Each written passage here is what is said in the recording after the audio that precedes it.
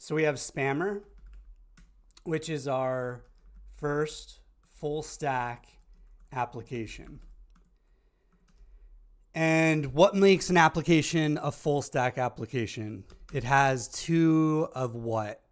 Or what two parts is it composed of that makes it full stack? Maureen?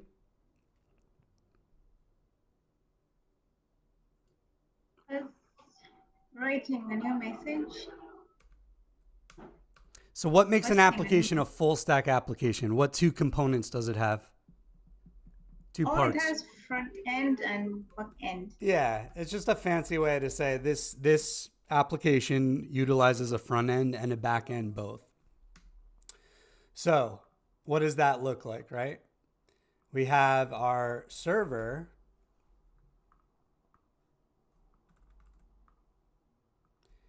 And we have our client. And which one are we working on this week? What do you think, Semsi? Are we working on the server or the client? Client. Yeah, so all we're concerned with this week is the front end. All we're concerned with this week is writing the front end application. The back end is already written for us. But spoilers, we're going to write the back end next week, right? But we don't have to be concerned about that right now. So then the question is, these two independent applications, how do they talk to each other? What language do they use?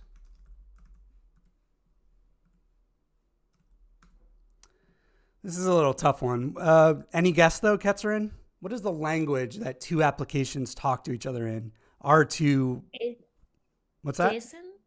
Jason? Jason's part of it. Yeah, that's a good answer, actually. Jason is part of it, but there's a higher level language going on. Is the HTTP? Yeah. So the language is HTTP, which is Hypertext Transfer Protocol. Does anyone actually, it was kind of a funny question from last cohort. Someone asked, well, what does that look like, right?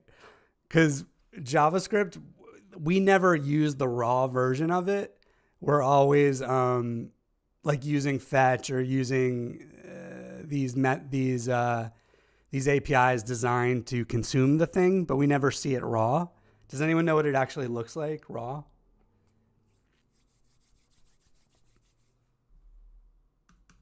It's just text, right? It's just like www.api.com/dogs get request. And then it's just text. I can show you right here. But HTTP response.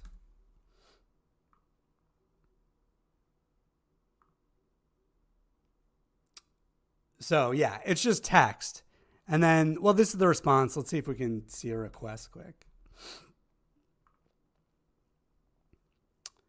So here's a good one. Do you see this green right here? So here's the request method, our HTTP verb. So what's besides post, what are some other methods we have? Lin J, what are some other HTTP methods besides post? The get and then put.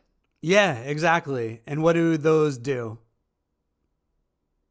Get fetches your what you're trying to get from a link, like a URL.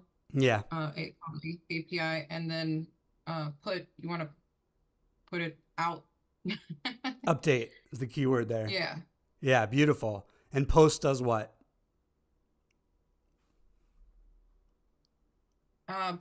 Post puts something new. Yeah. Of whatever your message or whatever it is. Yeah. So we have an important acronym called CRUD.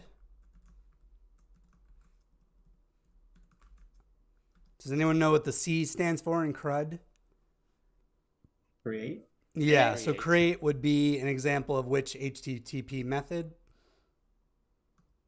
Post. Post. Yeah. R, shout it out. retrieve. Yeah. Yeah, retrieval, read. And which is this? Get. Very nice. And the U? Update. Update, Put. put. And D is our And then easy one. Delete. Delete. So you'll hear a lot like, oh, we have a CRUD application. What the developer is describing is that it does all these functionalities. And this is very typical, right? Yeah. So Spammer has all these functionalities, right?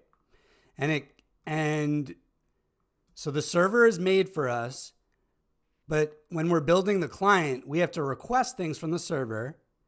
We're going to use the language of HTTP, but in JavaScript, we're given what built-in function that will make the request for us. Fetch. Yeah. So fetch will construct an HTTP request to send to the server. So let's do that, right? So I have whoops. Give me 1 second. All right, so empty Next.js application. It should be running on localhost. Somebody's got an open mic too. Zubida, perhaps? Yeah. So right now we just have hi, right? But let's do CRUD operations. The first one, let's do R. Let's do a GET request. So let's try to get all the posts from Spammer, right? And let's put this logic in a function called fetch posts. So here, what built-in function do I use to make a request to the server from the client? Calypso? You use fetch. Yeah, I use fetch. And then what's the first argument I need in fetch? The URL. Yeah. Well, let's actually look at the docs, right? So what I'm trying to do is get all my posts. I can actually just make my life easy and just copy this. So here's our fetch built-in function specifically designed to create what, Ritu? What does it create for us? What does it do? Sorry, could you repeat that question? Yeah, fetch is a built-in function that does what for us? It fetches data. It sends an HTTP request to a server. Yep. So let's invoke this, right? With fetch posts.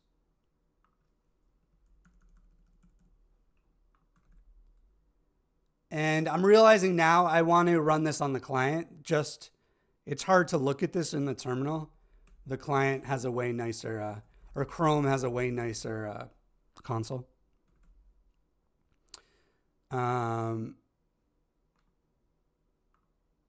Nope.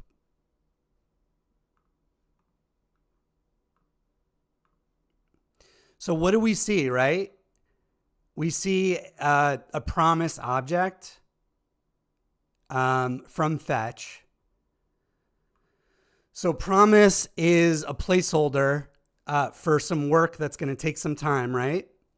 But we can resolve that promise with what keyword, Ritu?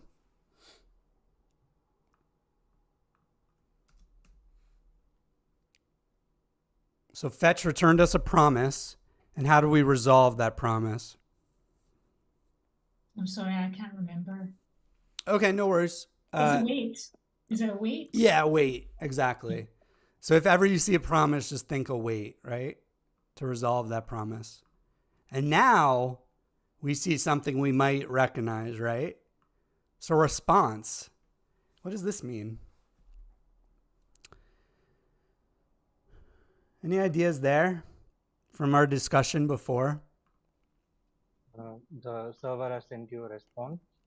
Yeah, so the fetch, not only, I guess, it made the request, sent it, but it received a response and made that into an HTTP response. That's great. But now we have to take this HTTP response object and convert it into an object we can use in JavaScript, right? So if I save this and call this like response, because that's what it is, it's an HTTP response. Now, how can I convert this response to something we can use in JavaScript? JSON.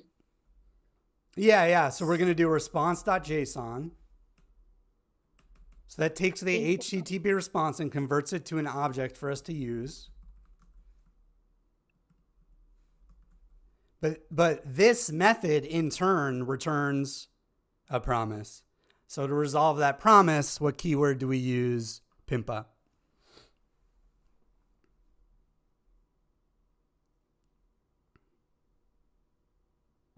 Await. Exactly, yeah. And then what does this return? Finally, this returns like the actual meat of the response that we care about. You know, the JSON response that the server sent. And next week, you're going to be the ones actually building this response. Yeah. And I'm going to tell you, part of the spec is going to be you have to nail it exactly as specified in the docs. So the docs are really the contract between the front end and the back end. They might be totally different developers. Honestly, most of the times they are different developers. In our course, you're going to be developing both, but yeah, that might be unusual in the grand scheme of things, right? So the communication between the front end and the back end, the agreement, the contract are the API docs. This is the one source of truth for how the front end can request things and how the server has to respond.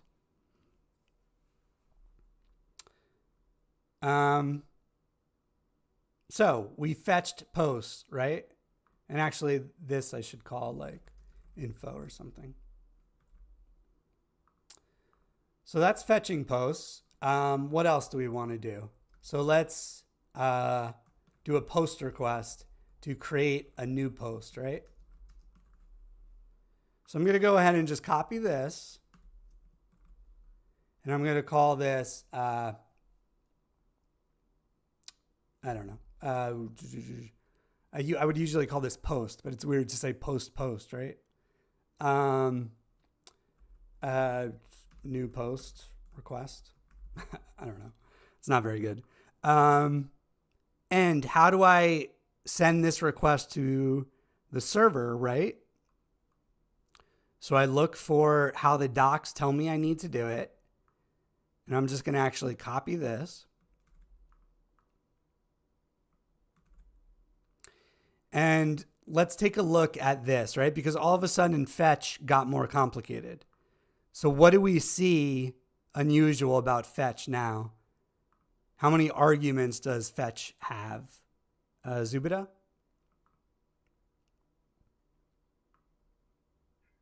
It's having methods, headers, and the body. Yeah, so and the text. Yeah, so it has two arguments.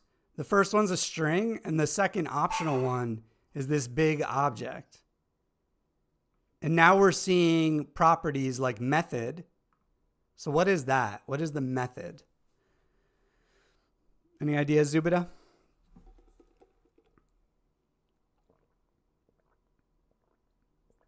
It has post for creating. Yeah. So what was the method of this first one, I guess, is a good thing to ask.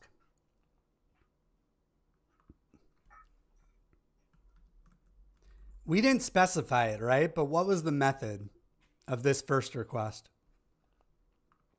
Good. Yeah. So by default, the method is get. So you don't have to include this. So on this one, the request type we're making is post because we're creating something new. What about this? Headers. What work is headers doing? David? Or sorry, not headers. That's a harder question. What work is this property within headers doing? It looks like it's telling, like it's identifying what form the request is coming in. Content Yeah. type, like what kind of content is. Yeah, but specifically the body. So there are all different servers and clients, right? In many different languages. The server type we're making is called a JSON server because we send requests in JSON and want to receive JSON. That's not always the case though. So we have to tell the server, expect JSON. That's what we're going to send you. And then in our body here, we're converting our JavaScript object into JSON. Do you guys want to see what this looks like? Or better yet, does anyone have a guess what this looks like? Is it going to be like an object full of, like a string, but it's full of objects? Try again. I think you were going somewhere. Yeah. So it looks like an object, but what? What's different? It has the curly braces, right? Yeah. That's like, no, not curly braces. The keys are strings. That's the only difference. Yeah. So it's like the object we know and love, where the keys are strings. It's really so similar, right?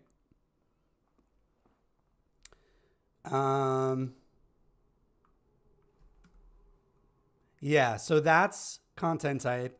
What is body now? Well, body, we're asking it to create a new post. And according to the docs, we need to provide text. We were talking about Twitter, right? And what they need. And they need like the user and the text and maybe other things, maybe not. This is completely dependent on what request you're making. It could be many things. It could be no things, right? But to create a new spam message, we need at least some text. So let's say hello from lecture, right? And before running this, let's take a look at the real application. So hopefully no one did anything too crazy last night.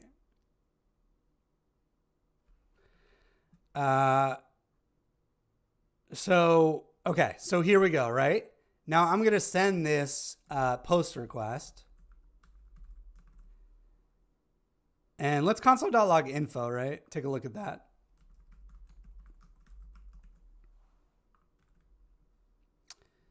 So first off, here's our info, success false.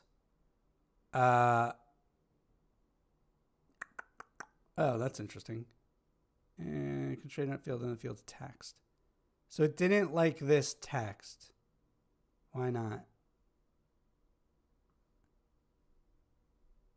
Oh, okay. Do you guys see what the problem is?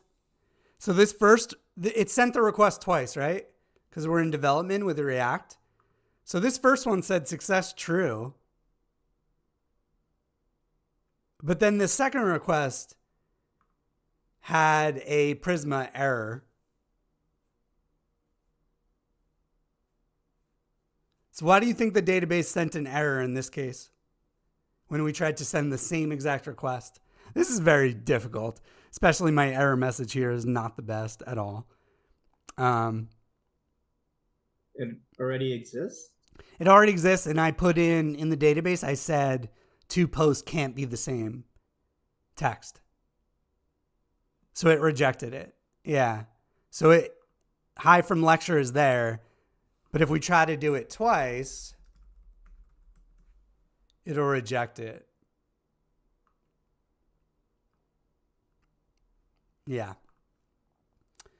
Let me pause there though. I've been talking a lot. What questions are there? Sending requests, full stack applications, promises.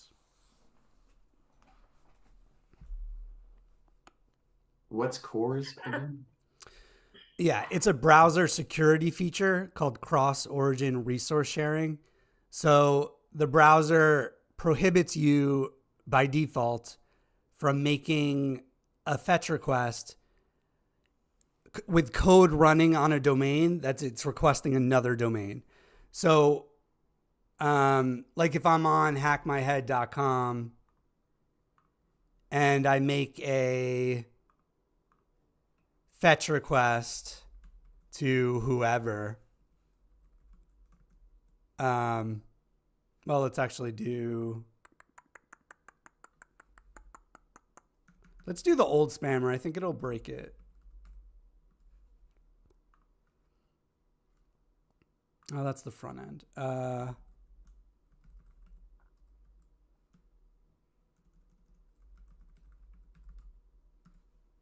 Oh, this it's in cold storage. It's gonna take forever. Anyway, let's say I just do like Google.com, right?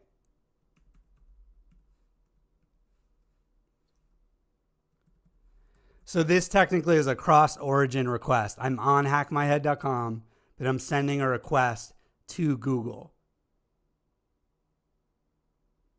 So in the past, I guess when the web first came out, this is before my time, so I'm guessing, was an unusual thing. If you're building one site, why are you requesting something from someone else? So the browser blocked it by default. But now that's like par for the course. Servers are requesting from other servers constantly. So how do you remove the default if it pops up? You suffer like I did. Oh my God. I was sorry. I was in such a bad mood yesterday. I was in the dark place with CORS errors. Exactly CORS errors. Yeah, I'm getting the same thing. Like it's failing to fetch because I'm getting CORS errors and I don't know how to fix that. Well, they should be good now. So you just want to check your path. On my server now, I checked all the routes and they all work. So probably it's likely you're not hitting one of these paths exactly, is my guess.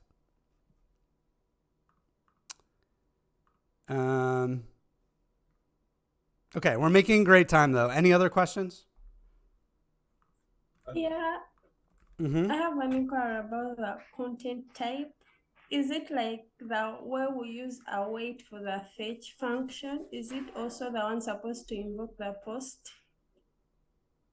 One more time? Sorry. The content type, like Yes. the way we use await to do the fetch request. Is it like the content type that for application JSON used to do the post? I don't know if I'm using the right. So content type is only describing what our body contains. It's giving a heads up to the server saying, we're sending you JSON, expect JSON. Maybe it would help if we see if the other options. So I think like XML is another option that I've never used. I think HTTP is an option that I've never used. So I think those are, well, let's just Google it. Content type.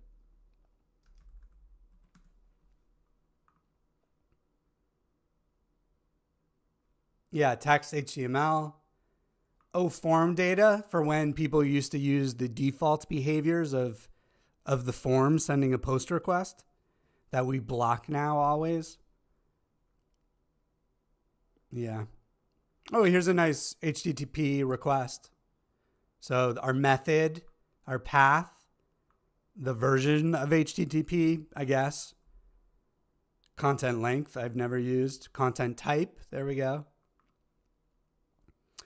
Tons of properties, that we've never used. Yeah. Other questions? Are we gonna go over the route refresh? Like, when is it actually necessary? It's necessary when you make a mutation. And then the question is, what is a mutation? So a mutation would be maybe creating, but also updating and deleting. Yeah. All our CRUD except retrieving. So CUD. Yeah. Anytime you're asking the database to make a change to its data is a mutation. And anytime you do that, well, maybe there's situations where you don't want to see new data after your user makes a mutation, but I can't think of one right now. Can you guys? Is there a situation on a website where like you make a new post or you like something and you don't want to see anything different about the page? That would be unusual, I think.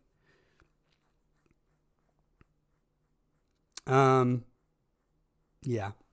When you say mutation, you're talking about server mutation, right?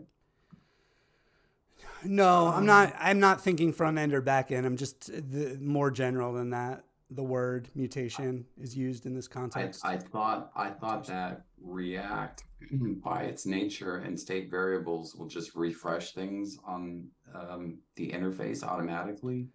Like that was no, well, yes, but you're talking about state specifically. So right, you like when I say components. yeah, you're right. When I'm saying mutation, I mean of the data stored in the database. You're right, correct. Because well, you wouldn't call it you wouldn't use the language of calling it a mutation when you're changing state. You just say changing state. Technically, I guess that's a mutation. I don't know if you'd use that word. Computer science. I guess anytime you change a variable, it's a mutation, I guess. But you don't really use it like that.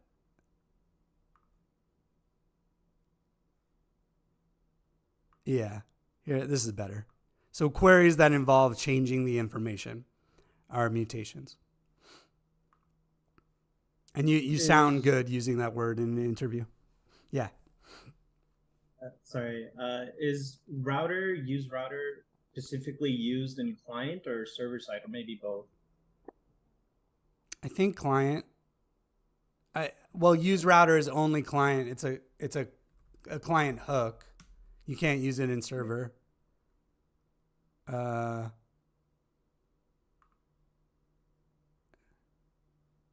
Oh no, this. Oh, okay. So they have different ones. So this one, it looks like. Oh no.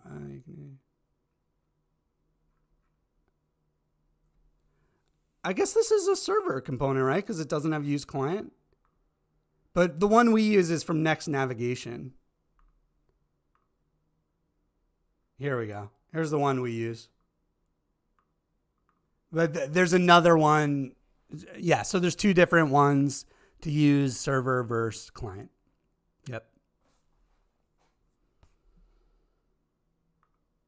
What is use router, the one we use for the navigation doing again, the one lead piece, right?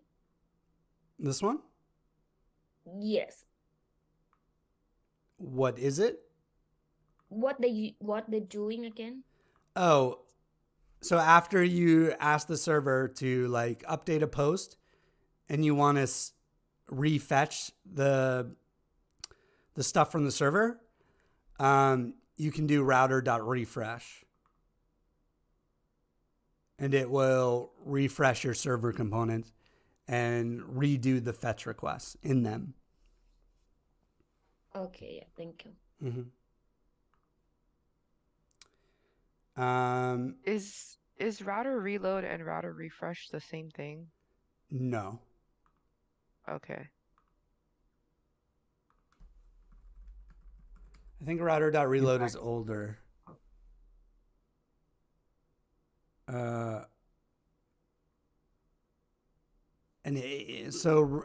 So router.reload is for the server, a different hook. Yeah.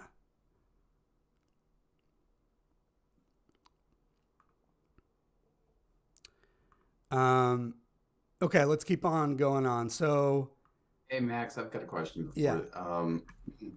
So we use the router refresh, and it seems like all it does is get the information again.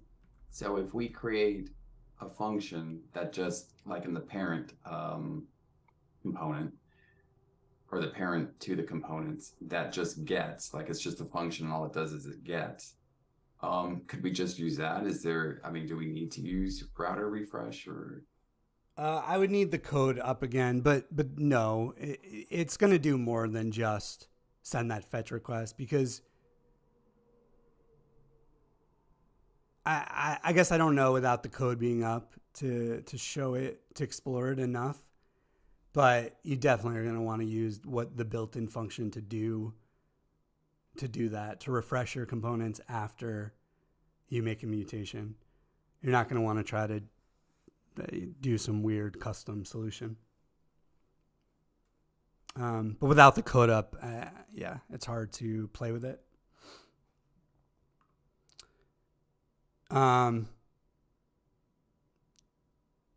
Yeah.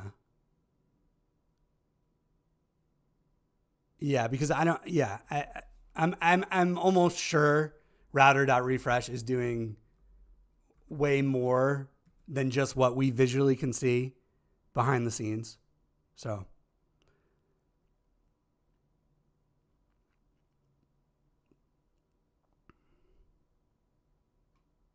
yeah. All right. Update a post. So let's call this just update post, right? And let's look in the docs how to update a post. So here we see the path we need to hit.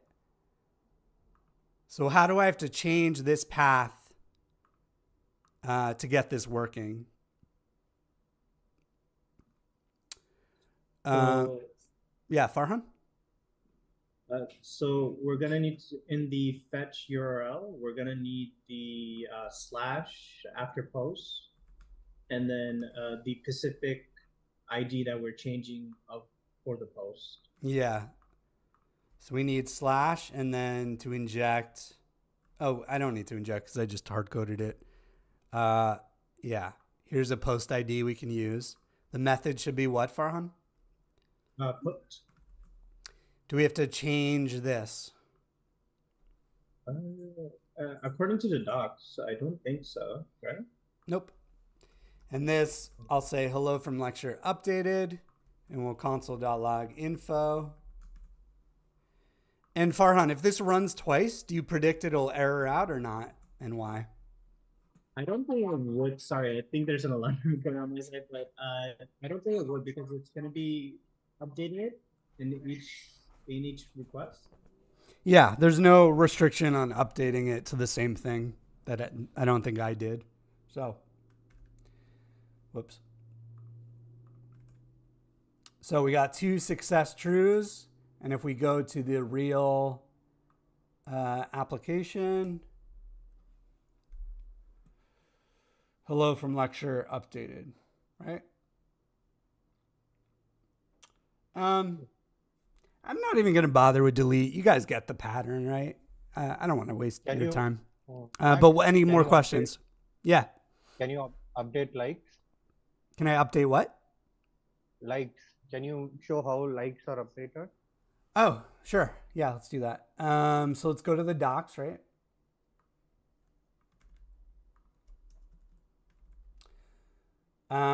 So add a like.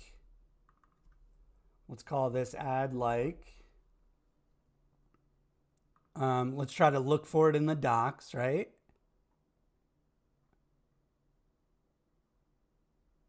So here we have a post for likes, where it increases the likes.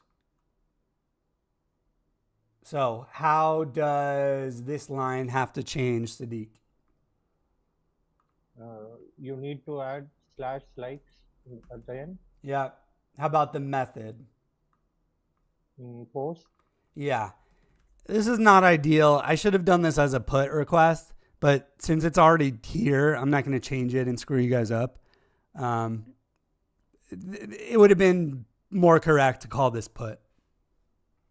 Yeah, Maxwell, I was going to actually ask that because I think you mentioned that yesterday, that it would just be updating an existing object, right? Yeah. Is it would we run into problems if it was a post request, or is that like for this specific situation? No, it's just we're running semantics. in, It's just you're sending a request to the server, and the server sees that request and determines what to do. But if you both agree, we could have called this delete and done this logic. Like there's nothing special. There's nothing special about the name. There's no magic there. It's just you send the request and the server determines what to do based on your request. But if you're both like, okay, I'm going to send this request and call it delete, but you're making a like, and both of you are like, okay, cool. It's nonsense. But if you both agree on the nonsense, then it's fine. And then Daniel, do we need headers? Why or why not? I think yeah, because we're gonna send in updated text in the body for adding a like. Actually, hold up a second. Let me see. No, actually, no. We're just. And do we need a body? It doesn't look like it, no. But why don't we need a body? I'm not sure. I'm like looking at your docs. I would have thought that. Well, so what is the server? I guess your server is set up to only increase likes in this case, not decrease them. So yeah, exactly. So I think it's the way that it's set up. Exactly. Yeah. Okay. So let's try to add a like to. I don't remember what we copied from, but let's go for it. So let's run this. And we got success true, but did it add a like? I think it did, right? So if I run it again and again and again, we'll keep adding likes. No. But I think I know why. Does anyone have a guess why that's not working? Do you have a limit to the likes? Is it because it's post? You're not really changing it? Or? No, I think it's the cache thing is my guess.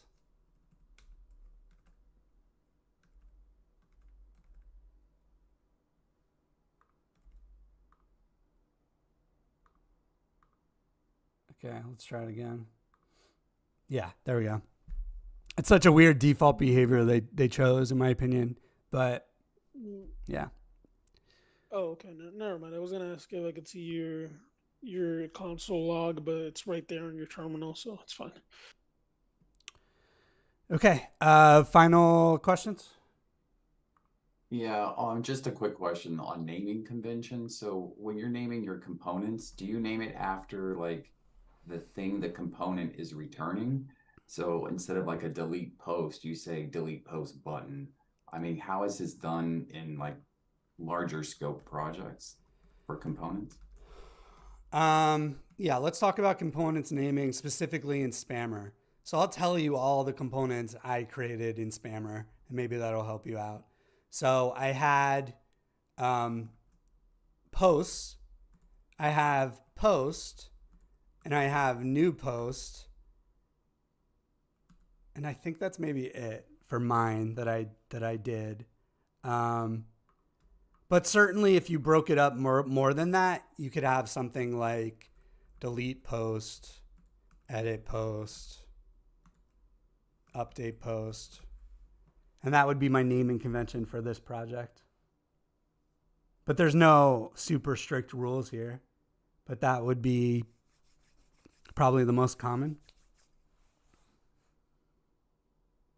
Adding the folders like that, would it be more of using more props than just having the 3 files like you just said you had? So basically my post component is huge for the project. If you created these components, then the post component would be less huge. So it's just breaking it up more.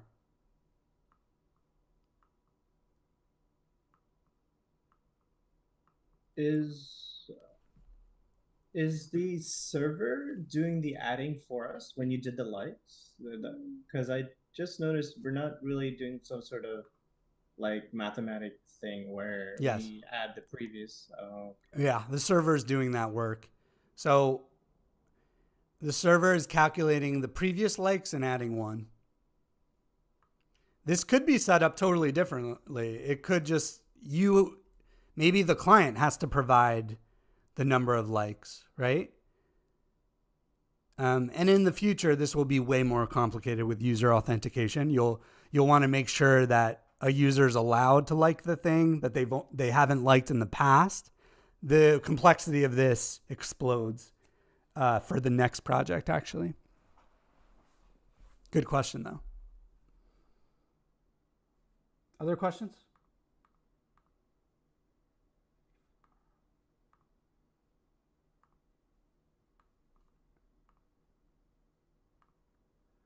All right.